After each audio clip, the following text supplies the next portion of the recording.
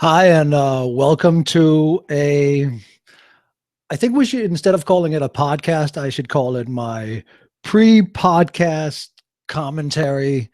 It is Monday. It is February 15th, 2016.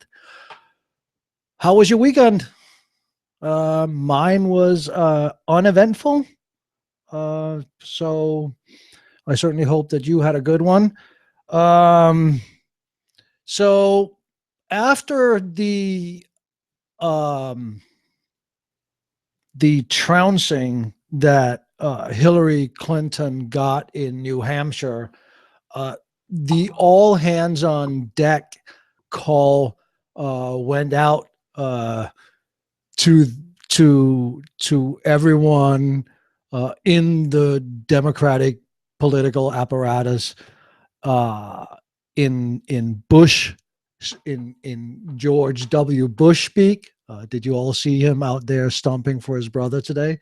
But in his speak, it would be you're either with us or against us. Call went out from the Clinton campaign, and a slew of people came out suddenly and endorsed Hillary Clinton. Uh, you know, what the fuck do I know? But to me, it just seems early, right? I I I think that some of the people, one of them, who I'm going to talk about here in a second, more prominent Democrats came out earlier to let Hillary Clinton know and give their endorsement of and for whatever an endorsement is worth. And then we one day we can have, when I have a real show, I will have a guest on, and I want to try to figure out what does endorsements actually mean. But the call went out, that's for sure.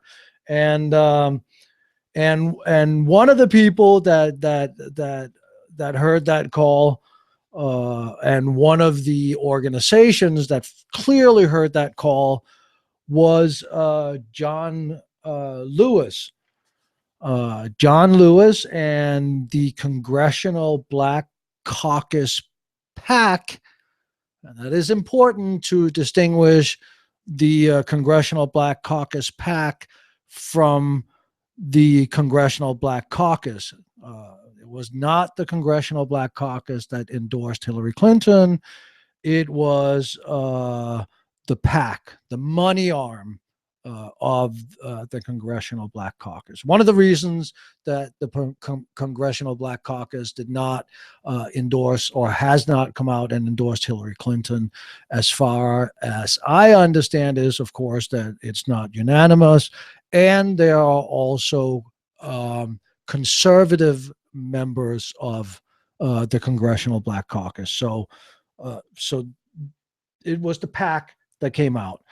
And John Lewis, and for those, anybody that's bothering to watch this podcast knows who John Lewis is.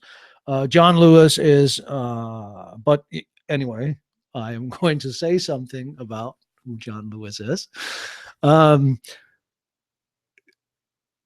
John Lewis is a giant amongst civil rights leaders, right? And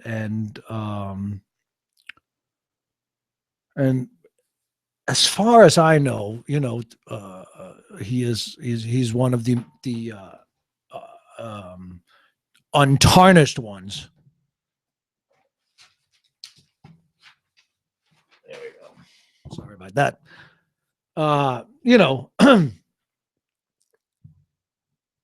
Well, at least what I know. I don't think there's been any corruption. There hasn't really been anything,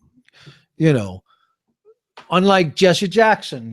He's a giant among civil rights leaders too, but there has been some stuff going on, right, directly with him and his organization. So I don't think you can say the same thing about John Lewis. So John Lewis was here. He was, on a stage. He was the spokesperson for the PAC. He gives his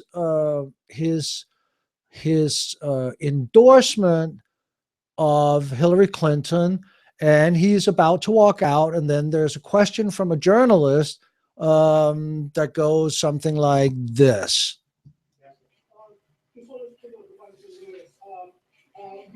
You obviously remember the Student Nonviolence Coordinating Committee. Obviously, the Sanders is involved in civil rights organizing across the state into the Chicago area. The Chicago sector. What do you say about his previous work on civil rights? And well, to be very frank, I don't want to cut you off, but I never saw him. I never met him. I was chair of the Student Nonviolence Coordinating Committee for 3 years, from 1963 to 1966. Was involved in the sit-ins, the Freedom Ride, the March on Washington, the March from Selma to Montgomery, and directed the voter education project for 6 years. But I met Hillary Clinton. I met President Clinton. All right, so I don't know how well the sound came through on that, but what John Lewis basically said is, I never saw him. I never met him. He's speaking here of Senator Sanders.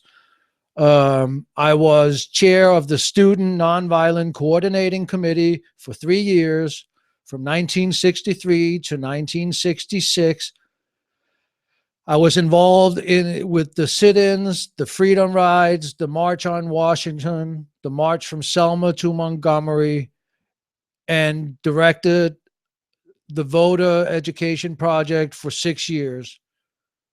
But I met Hillary Clinton. I met President Clinton, or Bill Clinton. Yeah,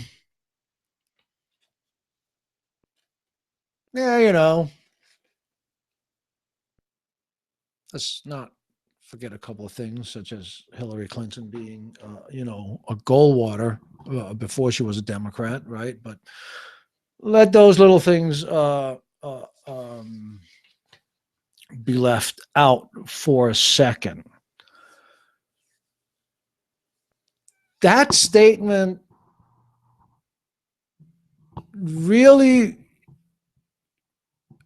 irks me in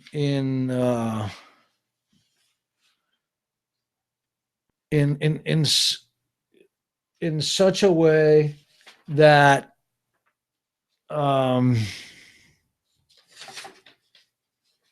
I mean, why? There was first of all, there was no reason to do that. But here's why it irks me. And again, John Lewis is a giant among civil rights leaders. And this is not about the civil rights, my complaint. And it's not so much about Bernie Sanders, although it does relate to this, but really it's the arrogance of it when it relates to the civil rights movement. Is so his criteria is that regardless of anything, regardless of what you did and how much impact you had in your local community or nationally, if he didn't know about you, if he hadn't met you, if he hadn't talked to you, if he hadn't seen you, then that's just whatever. It's shit. It didn't matter. It was nothing, right? I mean, that's essentially what are you saying? I fucking hate the thing is up there because I don't know. But that's essentially what he is saying, right? He's saying that if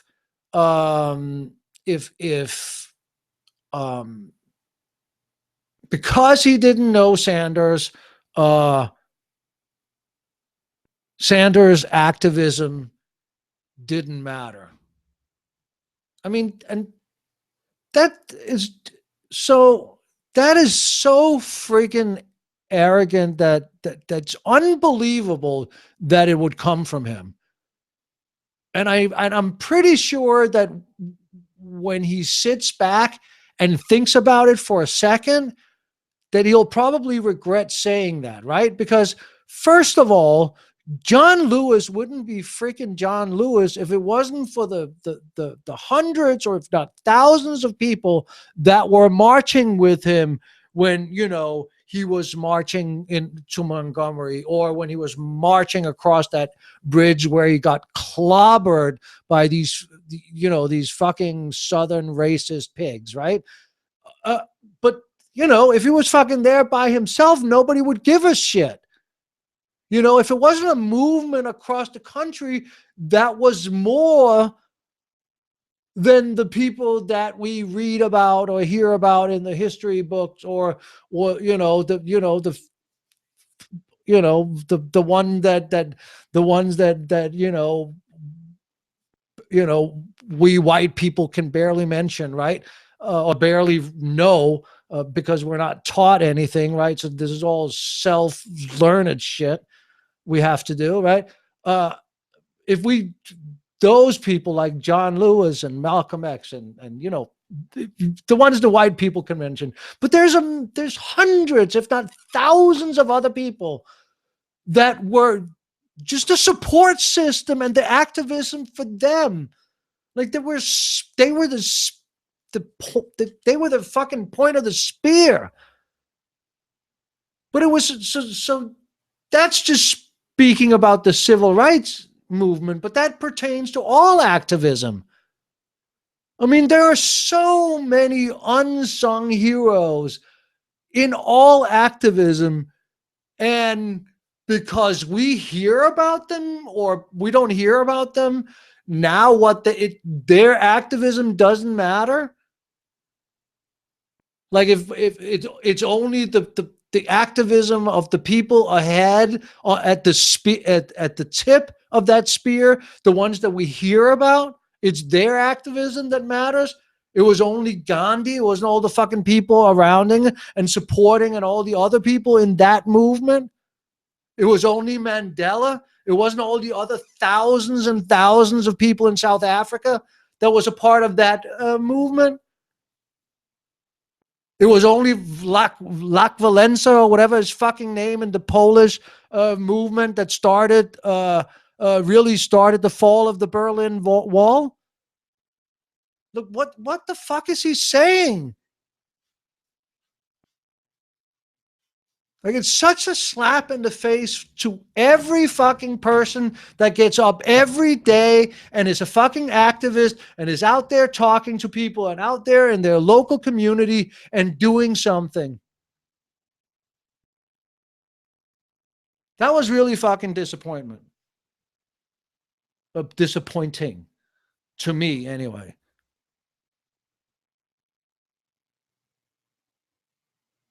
As a fucking activist that nobody will fucking ever hear about or know about or care about, right? I, I don't see how.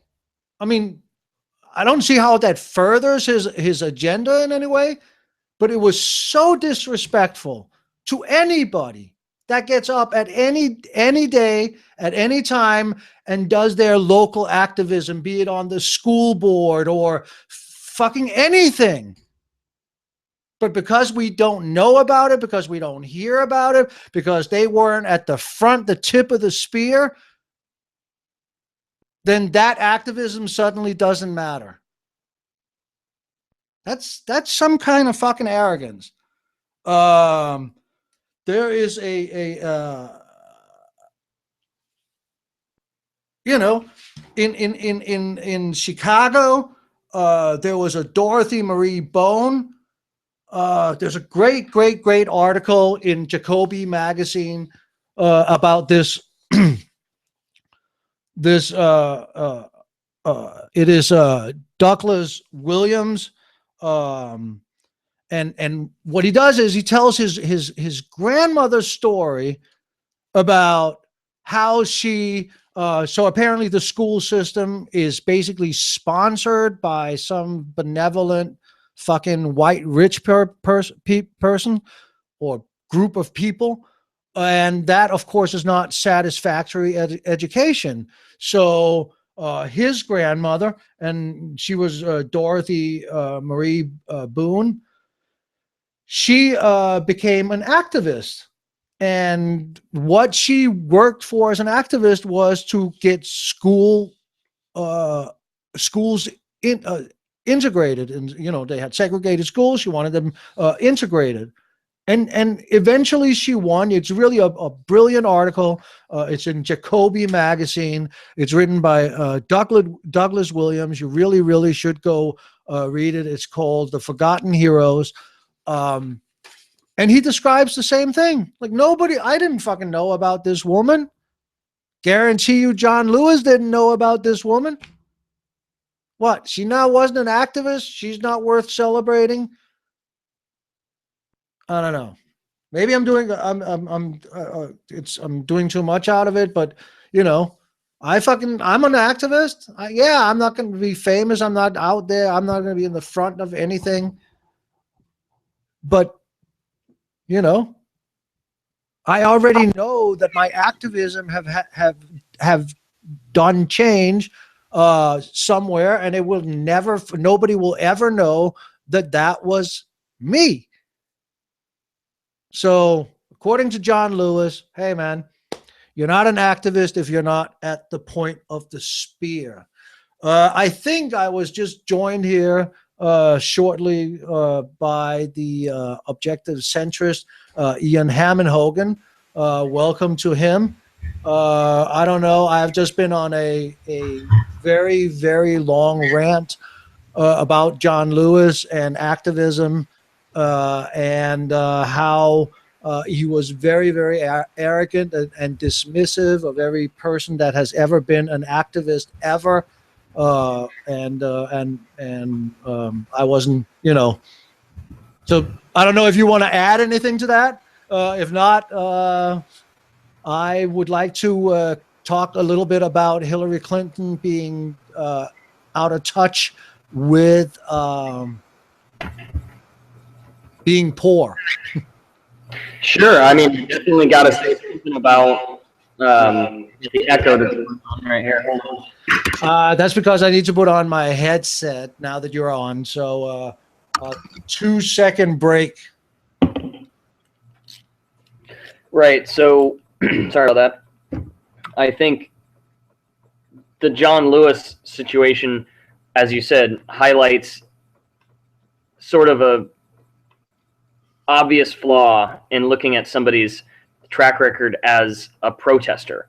You don't show up to protester camp and get protester ribbons and then go to protester college and get a protester's degree and show up at your protester's job and then protesting is an inherently sort of monkey wrenching activity. Did you hear what he said ever? Yeah, totally. And saying that because you never saw somebody that they have less of a track record than the photographs and all the other physical evidence suggests that they do is not only disingenuous, it's downright rude. I mean, what he's doing to me is very obviously political. He's not talking about reality you should doubt this person's service. He's just saying, oh, I'm going to just throw some mud at this guy and here's an ad hominem. So I think all he did was commit a logical fallacy. No, I mean, he said, I'll quote him here, right? So we know exactly what he said. I played it before earlier in the show, right? But he said about Bernie, speaking about it. So he's walking away, right? So he puts out this endorsement for why the Black Congressional PAC, the money arm of the Black Congressional Caucus, the Black Congressional Caucus PAC, and why they're endorsing Hillary Clinton. He does his speech again. He's a great civil rights leader, absolutely respect. He walks away, and a journalist then asks him about Bernie Sanders and his activism in Chicago, right? John Lewis turns around. He didn't have to, right? So he turns around, uh, walks up to the microphone and says, I never saw him. I never met him. I was chair of the Student Nonviolent Coordinating Committee for 3 years, from 1963 to 1966. I was involved with the sit-in, the Freedom Ride, the March on Washington, the March from Selma to Montgomery, and directed voter education projects for 6 years. But I met Hillary Clinton and I met President Clinton. So that's his statement, right? Yeah, and the interesting thing there is he's talking about 1963 to 1967. He's saying he met both Hillary and Bill during that period. Yeah, That's what he's saying.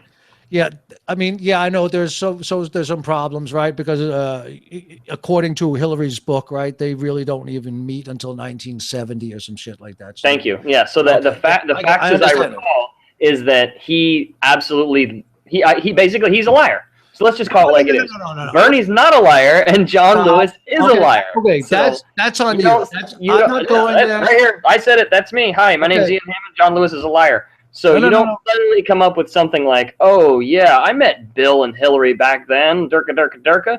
You just say that because that's what you want to say. And if that's what you want to say, cool. Well, you're a liar. But that's what politicians do. So, all right, so it's from a quote in Hillary Clinton's own book, right? So that's where the discrepancy come in. And it really, my whole beef, just so we're clear on this is about him shitting on activism. Yes, this was about Bernie Sanders, but I don't really care so much about that. I do care about the whole situation that he was basically shitting on activism, and basically, I'm extrapolating from what he's saying, but what he's saying is if you're not at the tip of the spear, if you're not one of those people they write about in the history book, your activism is nothing, right? And again, I want to direct people's attention to a great article in Jacoby magazine, written by Douglas Williams, who writes about his grandmother, who did a lot of change in the school district where she was at, and he never fucking heard of her, and therefore apparently wasn't an activist either. Yeah. Right. All right, so enough about John Lewis and activism. I also wanted to talk a little bit about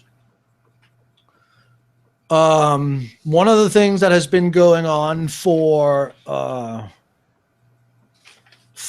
minute is calling Bernie Sanders' campaign, his focusing on the economic issues, a one issue campaign, and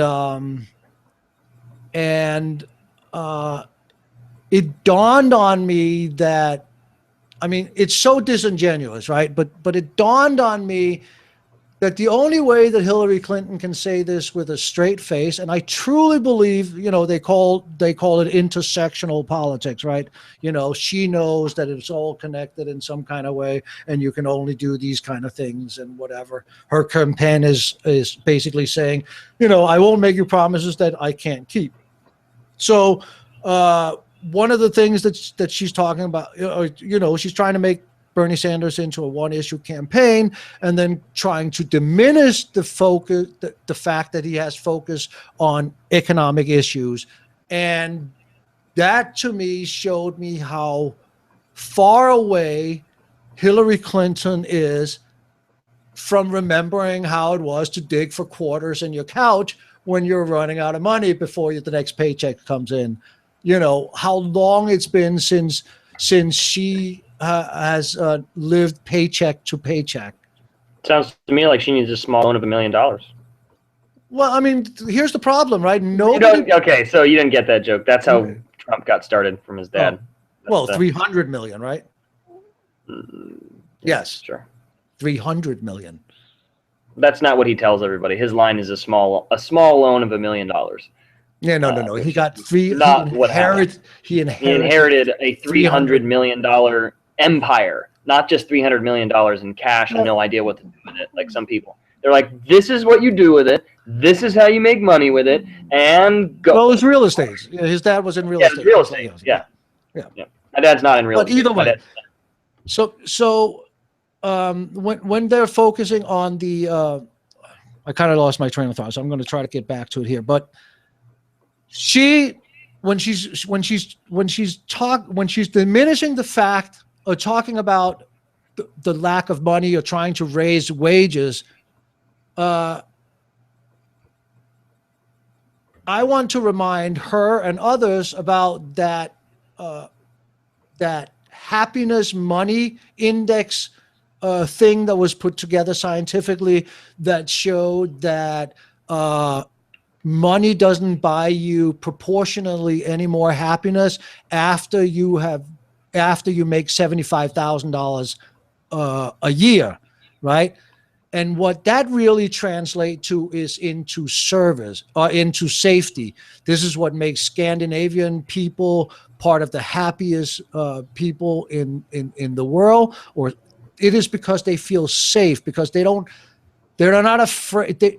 They don't live in food insecurity like 16 million children does in America. And I'm wondering how long Hillary Clinton thinks that these 16 million children should wait for us to liberate the money that are available in this society, put it back into infrastructure spending that then releases an economic boom and energy in this, in this country, as it always does when we focus on infrastructure spending. And focusing directly on Wall Street is a focus on where the money is trapped by political power, is kind of my point, I think. okay. I'm not sure that there's really much to discuss there. Well, I'm sorry. I wasn't, but it really bothers me that she's trying to boil it down to focusing on Wall Street is really just focusing on Wall Street. It's this road in fucking America where all the banking, but it's really not. That is the Gothic knot that is holding a stranglehold on everything in America. It's holding a stranglehold on our political system. It has a stranglehold on our economic system. It is all that money that is being funneled that way has to come from fucking somewhere, right? They're not creating that money. That money is being created by the work and the labor of other people. Like that great bit that Bill Burr does about Steve Jobs, right? It wasn't him that fucking came out with the iPhone. He just said, "Hey, I want this. Figure out how to do that." And then some people fucking put it together for him. It wasn't him. He didn't sit at night and weld or whatever the fuck they're doing, write the code, That is correct. So, yeah. He had a vision of simplicity. So what else is going on at the Objective Centrist? What has the Objective Centrist been yapping about over on Facebook? The Objective Centrist. Well, over at Centrist Radio. Oh, is that what it's called now? Yes, I am the Objective Centrist. I try not to use my Christian name. I try to just go by the Objective Centrist. And my show, I try to call Centrist Radio. So Centrist Radio is trying to get on the airwaves, if you will, rather than just doing Facebook posts. So I've been on for a year and a half, and I own the URL, but I just need to get it going. So that's really what's going on, is that I've been sort of gearing up to have a content-driven website of my own, where I will, instead of sharing and commenting, I will generate unique content. Right. But that is still, I'm trying to get it done by the end of the month, but I was trying to get it done by this week, but it's not done yet. So what I'm really doing now is compiling my political and economic essays in order to have a legitimate politics of centrism book coming out probably next year. All right. So what in the news cycle have you been focusing on? Oh, well, clearly the issue with Scalia was dominating what my headlines, if you will. I think that the nomination of a Supreme Court justice is one of the biggest issues. Definitely, I think it's the biggest issue since Obama's election. So it's definitely the biggest issue in American politics in the last decade or so. So I've been focusing really hard on that and what they're going to do. So just my opinion, I think that Obama will nominate, see if I can get his name right, Sri Srisrivana or whatever his name. Why wouldn't you? He was passed with 93-0 exactly in the last, and it was 2 years ago, 3 years. Yeah, in ago? 2013, he was confirmed in the D.C.